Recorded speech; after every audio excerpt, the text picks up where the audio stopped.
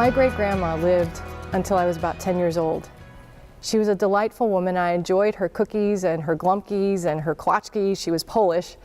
And so I just enjoyed receiving from her. But what didn't happen is I didn't ask her about the stories of our history. I didn't even realize I had a history. And at a time when she passed away, I started thinking, oh my goodness, I wish I could have asked her some of these questions that mean so much more to me now. Well, what does this have to do with the Promised Land, this class that you're about to enter into? Truly, everything.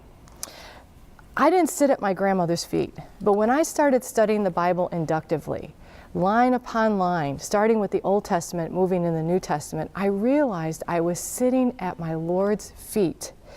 And I realized I had a divine heritage. And it was as though the Lord was right beside me and He was showing me things and saying, see, Cheryl, you're part of this. And I was thinking about you even way back then. And it unfolded before me a love story of a lifetime.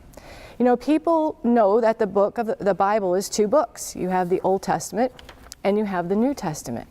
But the reality is it's one beautiful story, weaving God's love into the entire story for us. People look at the Old Testament as the God of wrath, but the reality is the wrath was due to Israelites' disobedience, and He was constantly wooing His people back to Him.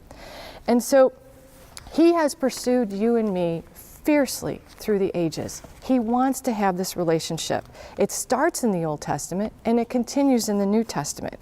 One without the other would take away the opportunity for us to grasp just how far and love and wide and deep the Father's love is for His creation and for you and for me.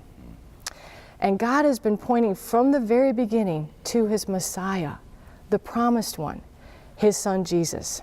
So my hope, as Denton and I share a little bit as we've been preparing for this, that through our time together as we converse and open up the scriptures together, that you'll be able to begin to understand that you've been on the Father's heart and mind since the very beginning of time. I hope you'll start to see some of the breathtaking intricacies of the fullness of the scriptures and how all the pieces fit together so well. And as you do, that you begin to experience the depth of the Father's love for you. And I end this little intro with this passage from Jeremiah 31:3. The Lord appeared to him. Now imagine replacing that word him with your name. The Lord appeared to you from afar, saying, I have loved you with an everlasting love. Therefore, I have drawn you with my loving kindness.